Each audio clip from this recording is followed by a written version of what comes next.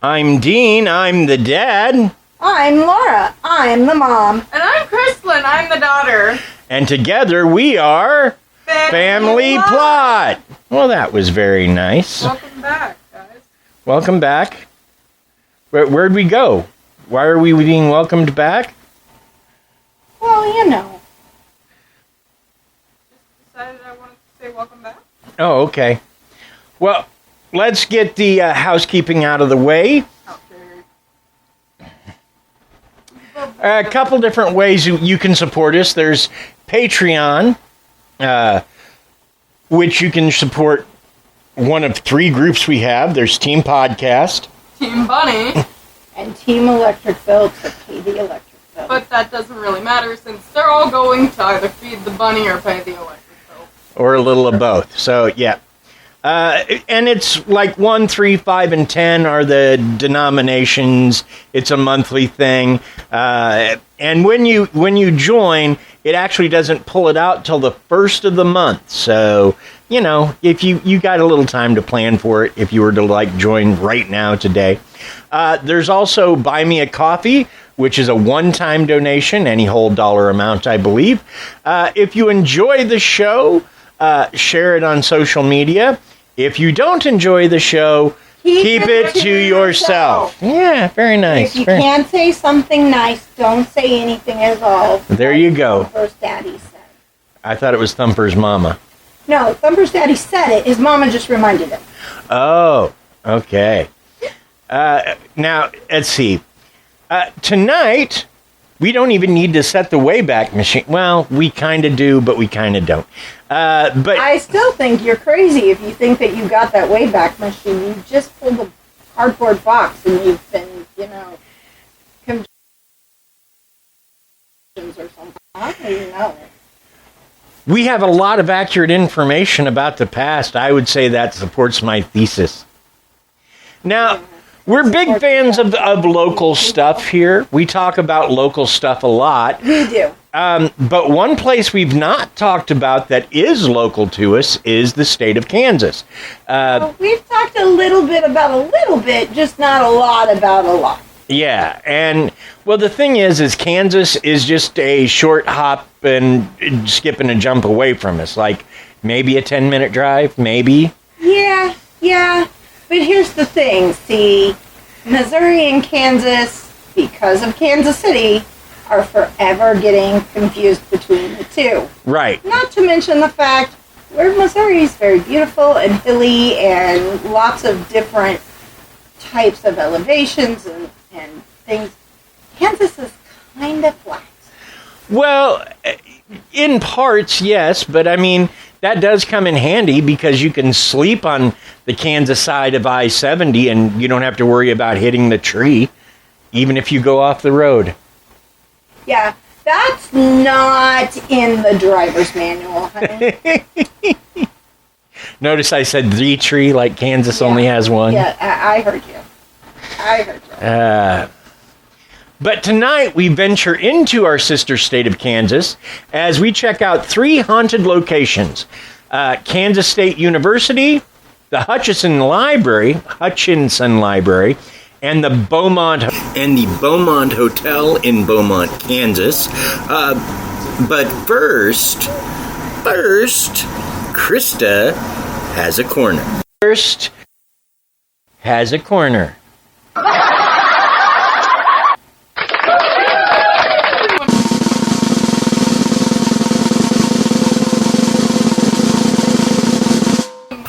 It's not just any corner, it's Krysta's corner. Welcome back to the Fact Corner. I am Chris, or Crystalline, whichever you prefer to call me. I don't really care. At least not today. I don't really care today. She's practicing her voiceover work. I like it. Yeah. Excuse this weird voice thing that I'm doing. I really don't know anymore. No, I love it. You gotta do more. But I wanted to, Yeah, was it I was gonna say it. Hold on. Okay. Before we get into this, I would like to shout out Jennifer again. Because she has gone to the hospital for pneumonia. Yes, she had to go to the hospital. She had pneumonia. We wish you the best of luck with your pneumonia, and we are sorry that has happened to you. You're wonderful, so we pray. We pray for that. Yes, we hope that you get to feel much better very soon. You're so sweet. You know. All right, Krysta. What's going on in your corner this week? Well, this week I have a little bit to talk about myself. And apparently I'm going to stay in this voice the whole time. So Okay. I hope you don't mind that. It's what it is. And she lost it. You know, I can do that, but I don't want to you're seem good. rude or You're good. disrespectful. So it's just like, okay, let's stop doing that, please. But, so this week I'm going to talk about an app and, something that interests me. And then I'm also going to talk about a little something that happened yesterday. Okay. So, I got my hair cut. I got my hair cut. That was, that's something that I was excited about. I got my hair cut, and then I bleached it. Mm-hmm. So, Well, to be more accurate, you got your hairs cut. They didn't cut just one. That is true. And You're not you didn't bleach all of it, you just kind of streaked it. yeah, but I think it looks really It looks really good. We really like it. I like it a lot. It does. But, I also wanted to talk about the game. So, blame TikTok for this. This is completely TikTok's fault. Somebody was being stupid in the ad, and I wanted to show that I could be better, and I was. But, also, now I'm addicted to the game. It's called Hero Clash. I recommend it if you get lost in video games very easily.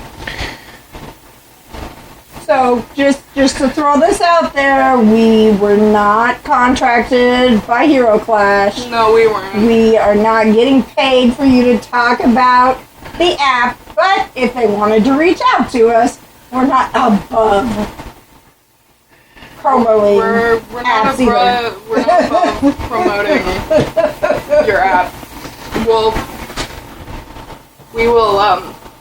We'll just talk about how much I love it, because it's genuinely so fun to play, and you don't even have to talk to anyone in the game. You just kick butt, Nice. and yeah, that's fun. Sounds So, good. yeah. And then the thing that happened to me yesterday, one of my exes, I will not be naming names, they literally messaged me and started talking about how much they missed me for some reason. This conversation was continued today, but it was early morning, so it was just okay, this is really weird. But I was just I don't want to be in another relationship, seeing as my last one ended so soon, and it was toxic as well. Gotcha. But yeah, that's about it. Wow. Sounds like you've had a busy week so far. And today we're recording an episode, so Yeah, busy week. Yeah. a busy week for the Krysta. And you've got about 5 weeks before you go back to school? Don't remind her. No, I didn't. That's cool. I'm kind of excited to go to high school, but I'm also just kind of worried. Well, you've got your brother there to kind of shepherd you along. Yeah. Her being a shepherd is really concerning. Well, that may be true. Gosh, I hope so. I think we can My get in day is trouble for going that. wonderful. Thank you for asking. But, you know, she was doing an Australian accent, or Google does an Australian accent. I figured, It sounded good. Yep. Fair enough. all right. So, Yeah, we should probably get going with the show, huh? well, you know, we do have an episode to do. Yeah. So, let's start with Kansas State University, KSU. It was originally named Kansas State Agricultural College. Sorry, let me say that again. Kansas State Agricultural College. It was founded in Manhattan, Kansas in 1863. And Manhattan is the most deceptive name for a city in the state of Kansas ever. Because I guarantee you, if you compare that Manhattan to New York, New York wins. New York wins. Yeah, and one of my friends who actually lives in Manhattan, Kansas, whose name also is Laura. Hey, Laura, if you're listening, she was saying that she was just at a con a couple of weeks ago, and that people would say, "Oh, where are you from?" And she'd say Manhattan, and they go, "Oh, wow!" And she'd say, "Oh no, honey, Manhattan, Kansas."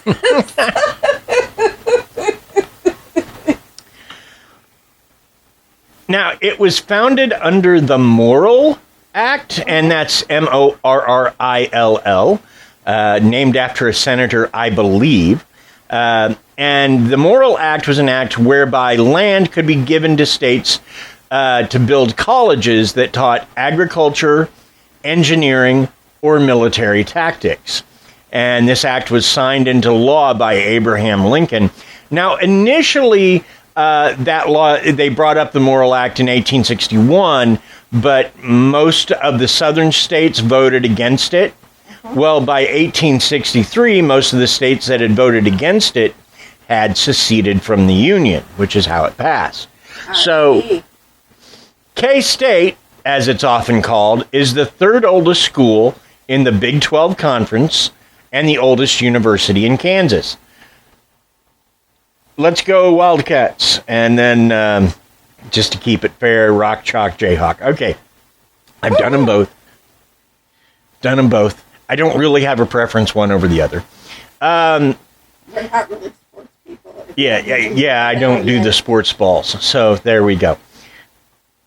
Anyway, so like I said, it's the oldest university in Kansas, so you'd think that'll give you some hauntings, and well, it kind of did. Let's focus to start with on the Purple Masque Theater, which is a great name for a theater. This is a description of the theater from this K-State website.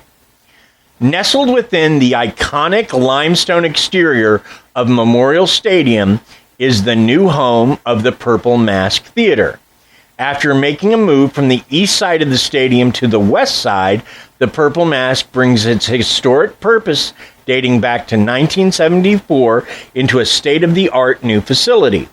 The theater provides an expanded space for experimental theater and student learning through showcases, workshops, stage readings, ebony theater productions, and more.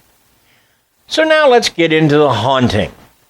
A group of young student actors were rehearsing on the stage when suddenly footsteps echoed from somewhere above them.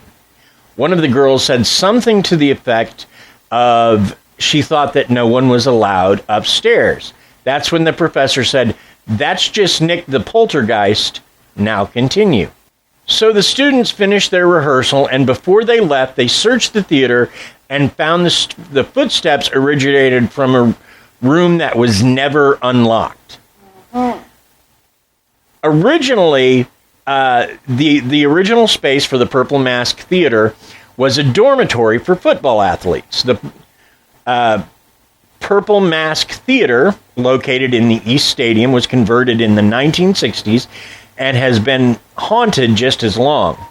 A Collegian article from August 1987 reports that Nick the Poltergeist, as he's called, was first noticed in 1964. Local myths claim he was a football player in the 1950s who was injured during practice and carried into the cafeteria where the Purple Masque is now, and he eventually died there. Well, to say that it's there now is not entirely true. They have since moved it to the other side of the stadium, but Nick still haunts the place. Because they thought he wouldn't once they moved it, but that hasn't really slowed him down much. Now, there were two... Okay, we were talking about Nick, right. It is said that he now waits for his parents, who died in a car crash on their way to see him play. So, you got Nick dying, and then his parents dying. Sounds very sad, but there's no truth to it. Right. None at all. There were two recorded football-related deaths related to KSU in the 1950s. Robert Mayer died of polio in 1951 before he got to play a game. In 1953, John Holden died after a mid-air collision with another player, but this did not occur at East Stadium. This would seem to put the kibosh on the theory of Nick. However, there are those who believe that the dead do not necessarily haunt where they died. That's true. But often places where they lived or they loved, which we have covered so many haunted locations at this point, and so many people do haunt locations that never died in them. Right. For example, that one fellow at the Joplin jail, or the Joplin State Prison, where he was like, he'd been like just a kind of an orderly, taking inmates to get x-rayed. But he was paroled out of prison, moved away, never came back. But when he died, his spirit returned to the Joplin State Prison. So that's very... Now, we do know that Nick was contacted by a Ouija board, which... I hate Ouija boards. I really do. I don't like the energy that they deal with, and I don't like the things that have happened to a lot of my friends who decided to mess with them. But Nick was contacted by a Ouija board and claimed to be 19 when he died, the same age as John Holden. That is, if they actually spoke to Nick. The thing about Ouija boards is anybody can answer. They can say anything they want. They're not held to any sort of truth. So, well, and I know we do our final thoughts at the end, but I'm afraid that I'll forget because you know how I am. I want to throw this out there. We're looking at, they say that they started having things noticed in the 1970s. But that school, the college and the grounds, have been a school since the 1860s. oh yeah. You're telling me in all of that time, they just decided that this was a football player. It's not like people have seen a football player. It's noises and things. It really could have been any student that died in that area that maybe just wasn't documented in history to where they're making that connection. Right, absolutely. Still, Nick has been seen in silhouette. He's never been seen as a full-bodied apparition, but they've seen him in silhouette. They've heard him stomping around. He's had his voice recorded, and he's moved object, including the heavy 30-pound curtains after a performance. While he has not been heard as often since they moved the Purple Masque, many students and faculty members claim he can still be heard from time to time, getting up to his old hijinks. So that's Nick the Poltergeist, which also makes me wonder, and I hate to even mention her name, but it makes me wonder if the chick that wrote the Harry Potter novels was anywhere near KSU and got the idea for Nearly Headless Nick from... I doubt it. She was a European author, not... Yeah. Okay, so moving from the Purple Masque, we now head across campus to the Phi Gamma Delta Fraternity on campus at KSU. Phi Gamma has not always been in residence there, and at one time, it was the Theta Ki house. According to local legend, Duncan was a pledge who died during an initiation rite. He has been heard talking, seen walking through the house, and flickers lights on and off in various rooms. And now I tried to track down the truth of that. I didn't find anything, but it doesn't prove anything one way or the other. Right. I did try to call and no one answered. So, but Duncan apparently is not the only specter enjoying Greek life on the KSU campus. Heading to the Kappa Sigma Fraternity house, we meet the ghost of a boy who hung himself in the file room. Ever since his suicide, students have reported hearing eerie sounds, particularly the sound of someone jumping off the roof. Also been seen in the house. And just as a reminder, you matter, people care about you. Right. Suicide is a permanent response to a temporary problem. Right. Call 988 if you need somebody to talk to in the United States. Absolutely. Thank you for catching that. I did not do that, so that's good. And those are the ghosts I was able to find at K-State. I will say that, and I don't want to spoil anything, but I will say the KSU ghosts, for the most part, seem to be pretty benign. Yeah. You know, the worst you there and but not super duper interactive. Definitely not doing anything to terrorize anyone. Yeah. Other than frat boys, and well, sometimes frat boys deserve it. Let's be honest. Sometimes frat boys terrorize themselves and other people. So you know. Yeah. So that's KSU. If you are a student at KSU or a former student of KSU that has an experience, please feel free to share it with us. Just going to say that here. Oh, absolutely. Yeah. Give us a holler, or if you want to be on our show, we could do a follow-up for sure. And to keep things fair, if you're from KU and you've experienced a haunting there, I'm happy to hear your story. Absolutely. Or if you're a ghost and you want to talk to us directly, reach out. We're good. Yeah, I'd interview a ghost. Absolutely. I don't know if our sound equipment's good enough to interview ghosts. I don't either, but you never know until you try. Exactly. But you know what? What? It might be time for a word from our sponsors. So we're going to take a moment for a word from our sponsors.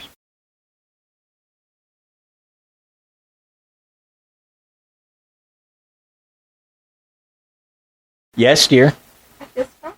Yay! Yay! I also feel like taking my turn, so that's what I'm going to do. So, the next location that we are going to talk about, that's you. That'll be your clue. If you missed it, you can go back and chop out the bless you. Right. Yeah. All right. So, our next location that we're going to talk about is the Hutchinson Public Library.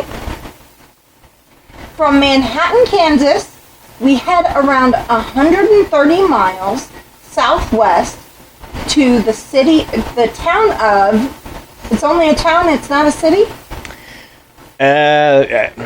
40,000 people, roughly, as of the 2020 census. I would say town. Okay. The town of Hutchinson, Kansas. Hutchinson, Kansas is the largest city and county seat of Reno County, Kansas. Each year, Hutchinson hosts the Kansas State Fair, and the National Junior College Athletics Association, or NJCAA basketball tournament.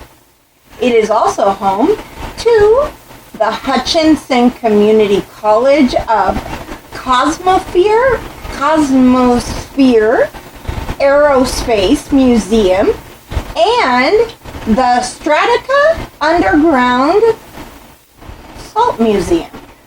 Because it is home to salt mines, it is nicknamed Salt City, but most of the locals just refer to it as Hutch. That's definitely easier to say than Hutchinson. As of the 2020 census, the population was just barely over 40,000. But now let's take a look at another city institution in Hutch, the Hutchinson Public Library. Founded in 1901, where it serves as the residence of Hutchinson and Reno County. It received a new building in 1951, but that building would soon become haunted. Ida Day was hired at the Hutchinson Public Library with a salary of just $75 per month and 2 weeks paid vacation. Until she left in 1926 to attend the University of Kansas. Her work included developing a complete catalog and classification system, initiating reference help, mobilizing books for World War I soldiers, starting an outreach to shut-ins, and introducing Sunday hours. In 1946, Ida Day, now known as Ida Day Holtzefeld, returned to the library where she oversaw its move from its current location in the Carnegie Building at the time to its current location on 901 North Main. Ida Day was described as totally dedicated to her job. Her dedication frequently made her difficult to work with, especially if fellow employees did not demonstrate the same dedication to the library that she did. Ida Day was considered a very proper woman who had tea with employees promptly at 3 p.m. every afternoon. I wouldn't have a problem with working with somebody who gave me tea every afternoon. I'm just saying. I think that would be awesome. Her dedication sorry about that. She resigned from her position in 1953 and took a position as a reference librarian for Tulare County in Visalia, California. She never filled that position, however. She was killed in an auto accident on her way to her first day of the job. That's so sad. Curiously, when she took the job in California, the local paper reported that she was keeping her home in Hutchinson as she planned on returning to Hutch. On one occasion, Angelina Welsh and Rose Hall were talking in the basement when Angelina had to go upstairs. Returning to the basement, she thought she heard Rose speaking to someone, but Rose denied that she had said a word. Angelina had heard footsteps, however. The next day, Rose saw a lady downstairs she didn't recognize, and when she reported what the lady looked like, she was told she had described Ida Day. Since then, Ida has been seen and heard in the basement quite often and is known to cause a mess when she feels the library isn't being run properly. Mostly, she interacts with staff, but has been known to make an appearance to a visitor here or there, even occasionally directing visitors where to find books. That's kind of sweet. Yeah, until you realize that when they say she makes a mess, like if the library does something she doesn't like and she wouldn't have approved of in life, they tend to find like whole shelves of books just pushed onto the floor. Not the shelf itself, mind you, just the books. Right. So she can get a bit persnickety about her library. And when I was doing the research for this, when they opened the new library building in 1951, Ida wrote a journal. Now, the journal was kept in the library, but they also reprinted it in the local paper, which made her a bit of a local celebrity. At least she was a name everybody saw in the paper every week for a couple years. Hutchinson local paper, and so she was kind of a well-known person in the town. Right. Not just, just from working in the library, but anybody who bought the paper, which was much more common in her day, saw her words. Right. Even if they didn't read them, she had a section, so people knew who she was. The one thing that I read was, she wrote in a very proper style. She wrote. She must have been very intelligent to do all the things that they charged her with doing in the library itself. So obviously, she was very capable. Yeah, and, to get hired at a much bigger library in California, Visalia is not the biggest place in California, but it's bigger than Hutch. Yeah. It's got more than 40,000 people in it. So... Ida Day is an interesting person, but again, not really a scary entity. Right. Like the stuff at KSU, lots more scary than her. Except that that she gets mad because she will make messes. Right. At which point I couldn't find this out, but I was very curious if they've ever changed policies because somebody went downstairs and found a bunch of books all over and was like, Ida doesn't like it. And they went and changed it back, Yeah, right? Krysta, if you were working as a librarian and you went downstairs and found a bunch of books all over and nobody had been downstairs, how would that be? Nice, this ghost like to read. I've had as many as 5 of you already. It's not unusual for y'all to be knocking down the books and not putting them back up there. So that's the Hutchinson Public Library, which I really like that story primarily because it's like... I think you just like Ida and her bad attitude. It's not even that I like her bad attitude. I like the fact that she is so tied to this place that she's still working even today. Like, right. And the few visitors who've encountered her did not know she was a ghost. They thought she was just another librarian. They'd ask where something was, and she'd point, and they'd only figure it out because they'd turn around and she'd be just vanished. Gone, yeah. So, just for someone to... And it also, it reminds me of the movie Ghostbusters. Because what was the first ghost they encountered? Yeah, it was a librarian. Yep. It was. You're right. So, from Hutchinson, we head east to the tiny town of Beaumont, Kansas. As of 2020, the population of the town and surrounding areas was 36. 36? So maybe Hamlet would be better, Village. Yeah, definitely. Yeah, Village probably is even a little big. But what we're really discussing is a tiny farm community here. Like 10 families. Yeah. Located in Butler County, a mostly rural county, Beaumont used to be a stagecoach stop, and later a railroad stop. Right.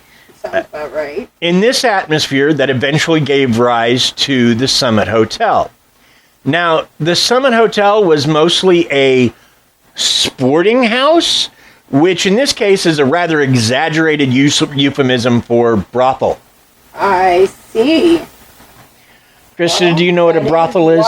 One kind of sport. Isn't a brothel like some sort of Christian thing? No. They're the opposite of it? No. A brothel is like a house of ill repute. Pay for the company of a young lady for a while. Yes. So like prostitution. Exactly like prostitution. Yes. It was in this rugged, almost Wild West atmosphere that a married working girl met and fell in love with a cowboy named Zeke. They carried on their romance for some time before the girl's husband discovered what was going on and shot and killed Zeke, which is very rude. Yeah, you didn't mind her fiddling around for extra cash, but he got mad because she was getting feelings for somebody?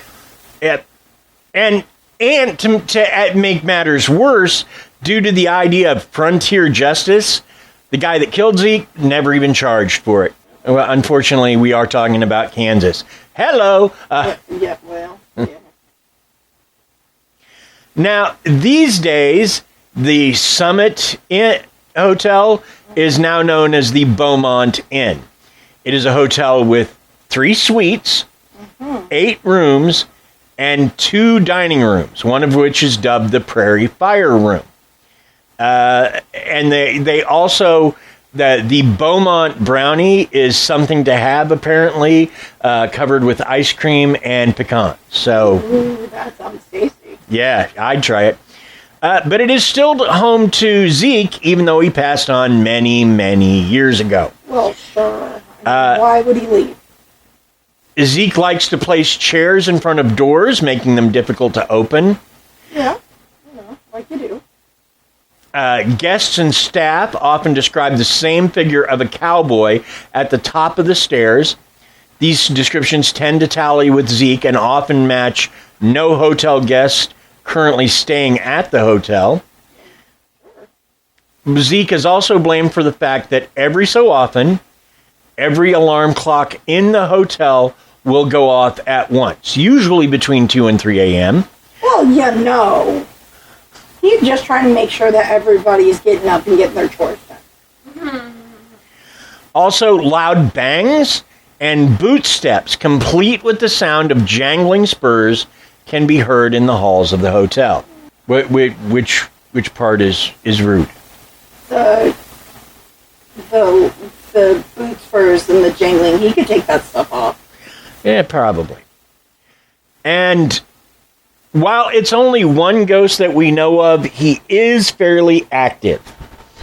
So that is the Beaumont Inn in Beaumont, Kansas.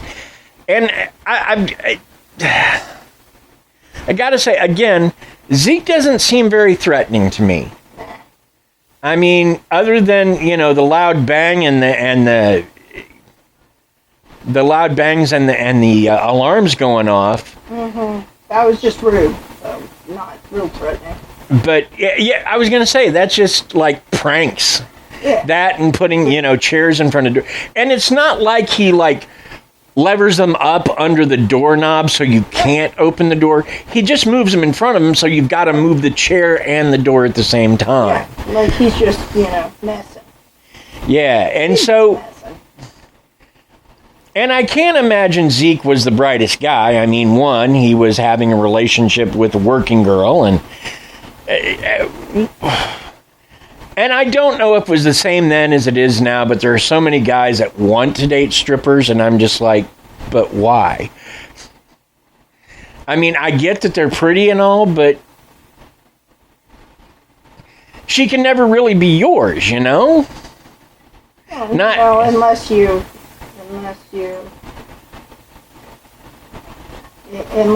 wants to get away from that kind of life and you take her away from it, I guess. Yeah, but he wasn't. Clearly he wasn't. So I just... Not. Yeah, absolutely. You are not wrong. I don't get it. I just don't. Krysta, any comments about any of the 3 stories we've told? I mean, if you're gonna date someone who is in that sort of business, don't expect it just to be you. Well, but if that's how they get money, that's how they get money. Like, unless you're gonna be the person who pays for all their stuff, they're gonna have to keep doing their job. What, you want them to find a different one? No, it's the easiest thing they can do.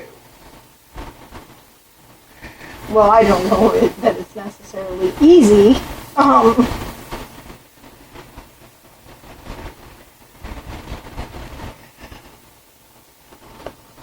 I mean, at the end of the day, it wasn't him that had an issue with what she was doing. It was the husband who killed him, right? Right. It was the husband who shot and killed Zeke. Did he kill the wife too, or just Zeke? Just Zeke. And I'm a little bit surprised because with Krysta not liking Sharon Kinney because she was a 2 and 3 timer, that she's not more upset with the girl here because she was definitely 2 timing. She wasn't, though. She was working. She was working. What was the husband doing? I could understand if Sharon Kinney was like in that sort of business, but she wasn't. She was just doing it for her own satisfaction. This woman is doing it for money because that's what she specializes in. Well, I have a feeling it sounds more like that's what her husband had her doing. Yeah. I mean, It doesn't say what her husband was doing, but I can't imagine somebody who's jealous enough that they kill somebody that she had a thing for, had her out being a working girl if he had a paying job. yeah. I have a feeling he was probably a gambler or a drinker or... Well, it was what they call a sporting hotel, Yeah. so and gambling did happen there. Mm-hmm. So he may well have been a gambler, yeah. Yep. And he may not have been a great one, which was why she was working. That would be my guess. So yeah, no, that could totally be the truth. Yeah, like I couldn't even find his or her name. All I could ever find was Zeke, and of course, when I go back to look at the history, I don't know if Zeke is his real name, but it didn't come up under Zeke, so... Right. And it may not even be a real story, it just... If it is a true story, that would be my guess that it's something along those lines. But Especially for that time period, that's just what makes the most sense, at least to me. yeah, now looking at at the ghosts we encountered, I have to say my favorite is probably Ida, just because she's Awesome. And sassy. and she's still working after all these years, you know. That's pretty impressive. And I'm just impressed by her level of dedication. And that goes to show you, because she didn't have the car crash even in Hutch. Even in Hutch. And she wound up back at the Hutchinson Public Library. Yeah. And so that's a big argument for the dead tend to go where they were happiest, or where they felt needed, or where they felt home. And this was her home away from home. Yep. This is where she had her purpose. Krysta, do you have a favorite ghost from the episode? What about you, babe? I do too, just because we can't find out anything about him at this point, unless you want to bring a Ouija board, which I don't, because... No. Oh, absolutely fucking. No. Krysta! I have... Your daddy's got to bleep that out now. I've never had to bleep Krysta before. Now you're gonna have to. We're sorry, people. Our Krysta is growing up, and sometimes her mouth runs away with her. That's fair. She hangs out with her brothers, and they curse like sailors, so... Sorry. It's okay. We still like you an awful lot. Well, thanks, as always, to our listeners for listening. If you want to talk to us about this episode or suggest an episode idea, you can reach us on our Facebook group, the Family Plot Facebook group. Absolutely. Also, we are on Threads now, so feel free to reach out to us there. We will stay on Twitter until it becomes a subscription service, but I feel like that's coming sooner rather than later. Just because I didn't build us a 10,000 person following for nothing. So I'm going to hold on to that for as long as we can. But yes, we are on Threads, so if you're on Threads too, just join us on there. Meta is not my favorite conglomerate in the world, but it feels freer than Twitter under Elmo. So, yeah. There you go. Also, thanks go out to Bill Barrett for our theme music. Thank you, Bill. And if you need Bill to design music for you or even perform at a wedding or something like that, Bill's definitely your guy on that. You can reach him at Bill Barrett, that is spelled BEHRENDT, at sbcglobal.net. That'll reach him. And he's also on the Rusty and Dusty podcast, so good luck there. And you should be able to start finding those episodes again soon. Also, thanks to Paige Elmore of Reverie True Crime. If you're looking for a true crime podcast, Paige has the one for you. She's also a Canva addict, and with her skill of Canva and Krysta's artwork, she did some logo art for us. Thank you, Paige. Thank you, Paige. Also, thanks to Aaron Gnurk of the Big Dumb Fun Show, who continues to promote us locally. Join us next week as we go full bore local history as we discuss Jesse James and the James Younger Gang. Cool. Yeah. Bye. Bye.